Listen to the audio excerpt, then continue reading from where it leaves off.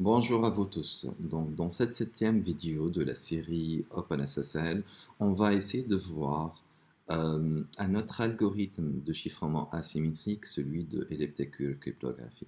C'est le chiffrement à base de courbes elliptiques. D'accord. En fait, juste une brève description, en fait, c'est que cette notion-là, en fait, la courbe en fait elliptique, elle procure en fait, bien le chiffrement en s'appuyant sur les courbes elliptiques, en fait, elle procure en fait une sécurité équivalente que celle de RSA, mais avec une taille amoindrie, c'est une taille en fait qui est recommandée par le NIST aussi, de taille de 56 par exemple. Là, par exemple, dans RSA, on sait que la taille elle est recommandée. La taille qui est recommandée, c'est le taille 2048. Donc, en même temps, on a une sécurité équivalente entre ces deux algorithmes, et en même temps, en fait, la clé en fait de l'elliptic curve elle est amoindrie par rapport à celle de RSA.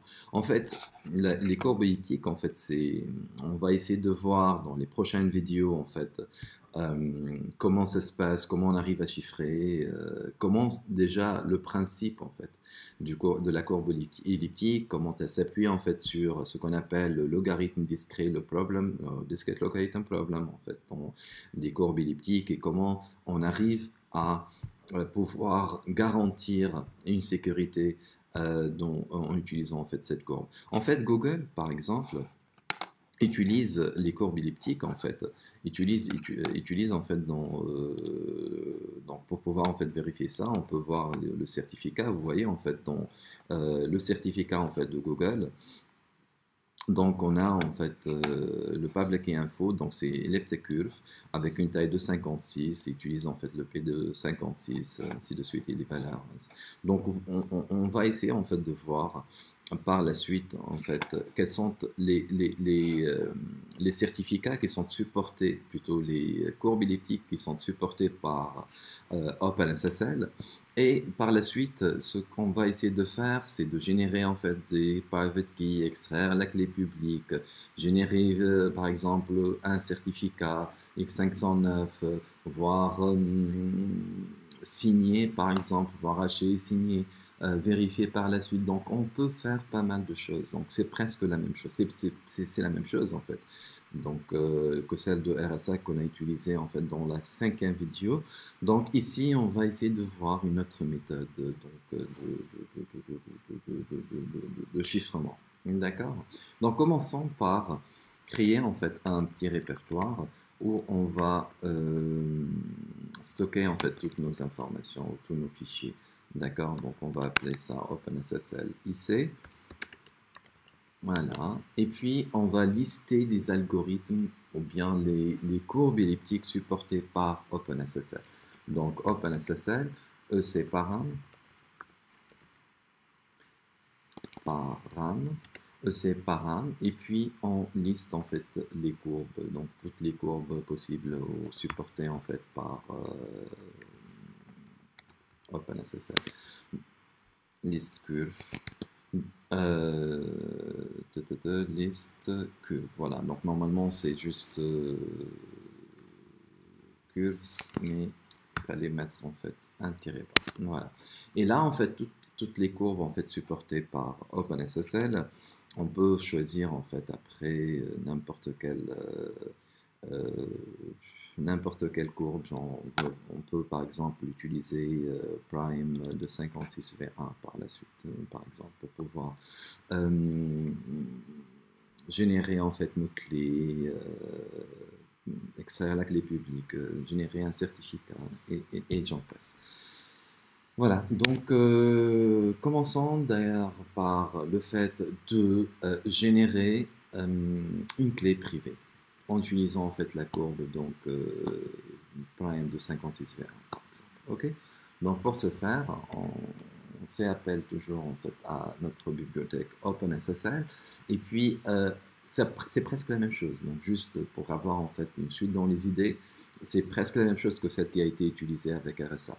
Donc avec RSA, pour pouvoir en fait générer une clé privée, on fait OpenSSL, génère RSA, et puis on, on propose en fait le fichier de sortie, le nom en fait de la clé, puis la taille. Là, on va proposer en fait la courbe qu'on va utiliser et puis en fait, c'est-à-dire en fait la taille ou bien la courbe qu'on va utiliser et puis en fait le nom en fait de la clé. Et puis on va par la suite la protéger par un DES. On va travailler en deux étapes pour qu'on puisse savourer mieux en fait ce qui se passe en fait en background. D'accord. Donc pour ce faire, donc je vais faire appel au param en fait de l'elliptic curve et puis GenKey. OK. Et par la suite, voir quelle est la courbe que je vais utiliser. Donc on a dit en fait prime de 56 V1. Donc prime de 56 V1. OK. Et juste après, on donne en fait un nom à notre clé. Donc on va garder les mêmes noms en fait qu'on a utilisés auparavant. Voilà. Et ce qu'on vient de générer en fait, c'est une clé privée. Vous voyez en fait d'une taille, elle est d'une taille de 2,56 et en fait c'est une taille donc disons en fait très amoindrie. Vous voyez en fait c'est 302 en fait, donc c'est quelque chose en fait de très réduit, mais en procurant en fait une sécurité équivalente à celle de RSA. D'accord?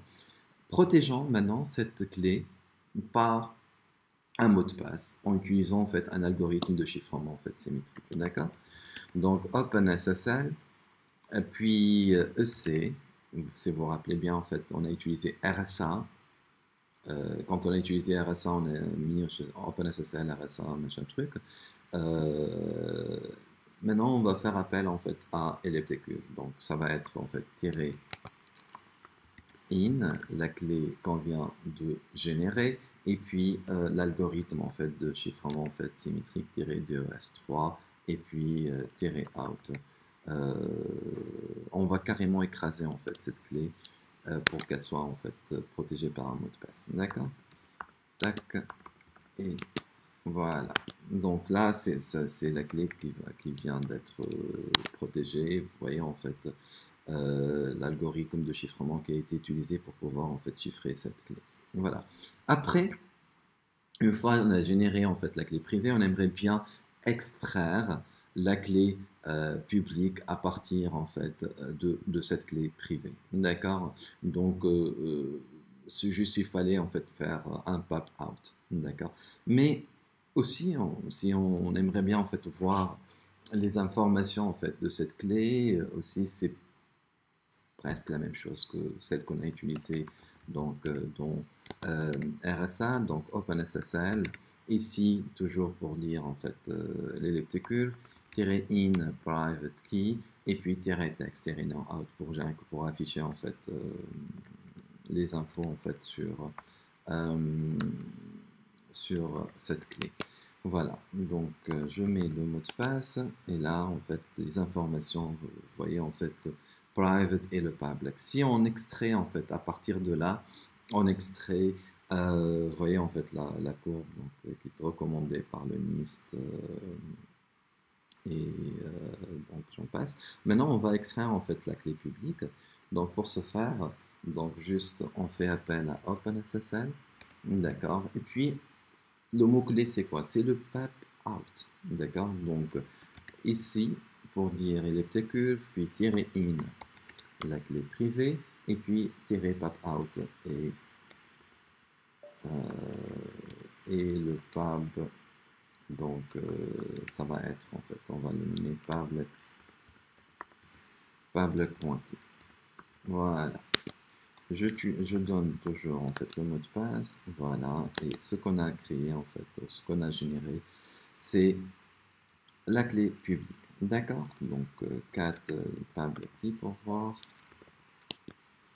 voilà notre clé publique qui a été extraite en fait à partir de la clé privée, d'accord? Donc nous avons en fait la clé publique, nous avons en fait la clé privée. Là aussi, on peut en fait générer par exemple un certificat par exemple euh, un certificat en fait qui reflète euh, qui prouve en fait les informations de cette identité là, d'accord. Donc comme d'hab, donc OpenSSL et puis donc c'est un certificat X509, donc du coup ça va être de même donc X509, le format de certificat qu'on génère. Donc ça pourrait être en fait avec une durée d'une année 365 par exemple. Et puis on met la clé private. Voilà. Donc on génère le certificat en fait à partir de la clé privée. D'accord. Et puis donc on peut par exemple euh, on peut par exemple euh, générer juste après en fait le certificat en fait à partir de, de cette clé en fait. Donc certes, voilà, je mets le mode passe en fait de la clé et puis carrément en fait je peux par la suite donner des informations de cette autorité là. Comme d'hab, donc comme on a vu en fait dans les différentes vidéos.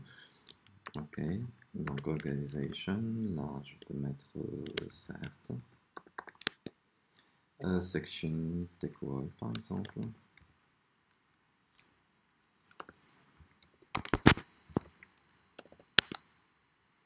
Le common name.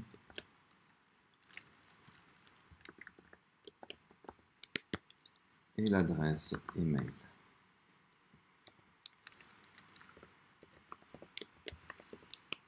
Voilà. Donc ce qu'on vient de générer, donc c'est le certificat en fait. Donc le certificat en fait à partir en fait de la clé privée qu'on peut aussi l'avoir diagnostiquer en fait les informations qu'on vient de mettre. Donc c'est X509 in le cert et puis texte ou subject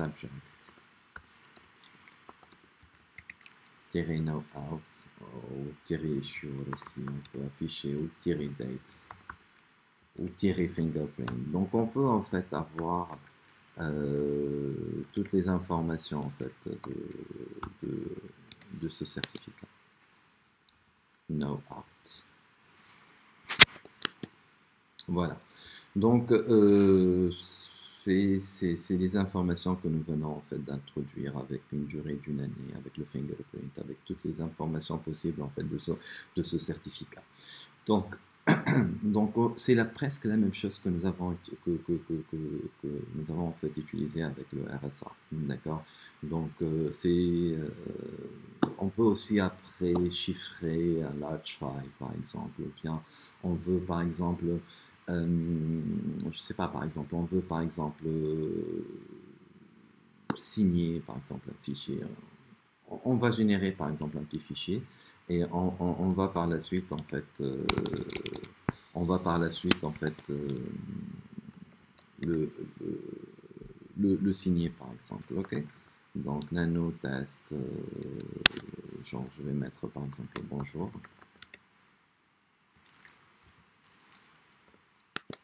Voilà. Donc une fois on a généré en fait ce fichier, par la suite on aimerait bien en fait le signer. Genre je peux faire appel à OpenSSL. Carrément je peux en même temps, avant de signer, j'aimerais bien en fait hacher ce fichier puis le signer. D'accord? Donc on va faire appel à DGST, genre -SHA2 56 par exemple. Et puis,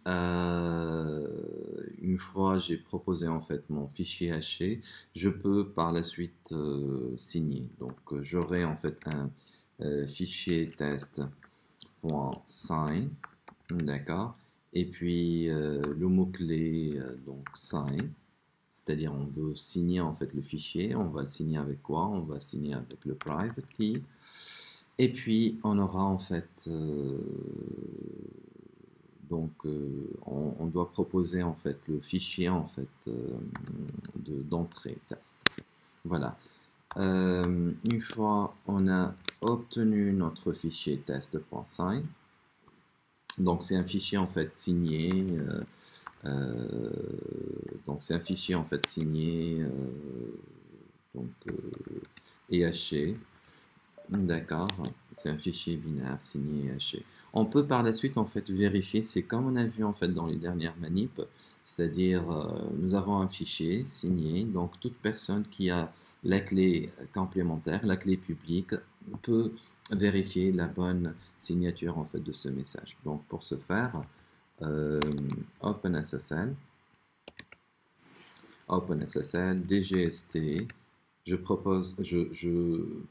j'utilise en fait la même fonction de hachage que j'ai utilisée pour pouvoir vérifier. Donc DGST-SHA-256, puis verify. Je vais vérifier avec quelle clé? Avec la clé publique. Donc on a nommé public.key. Et par la suite, le mot-clé signature. Voilà. Et je propose en fait le test .sign et test. Et normalement, si tout va bien, voilà, il me dit en fait verified is OK. Voilà. Donc nous avons vu en fait la signature, juste à titre d'exemple. On peut aussi en fait chiffrer, on peut chiffrer avec le certificat pour un fichier en fait très large comme on a vu dans la dernière vidéo. Et on peut en fait faire pas mal de choses. Donc juste le point ici, c'est que on peut générer en fait une clé très réduite en termes d'algorithme en fait elliptic curve qui procure en fait une sécurité équivalente que celle de RSA. Comme vous avez vu en fait avec Google, ils utilisent en fait ce genre d'algorithme. Et ça nous permet en fait de tout faire. Donc dans la prochaine vidéo, ce qu'on va essayer de faire en fait, c'est d'avoir genre Alice et Bob, deux machines, et on va essayer en fait d'utiliser en fait les clés que nous venons de générer dans cette vidéo et de pouvoir en fait avoir une information commune entre les deux sans qu'elles communiquent entre elles pour remédier en fait à la distribution de clés dans le cadre du chiffrement symétrique.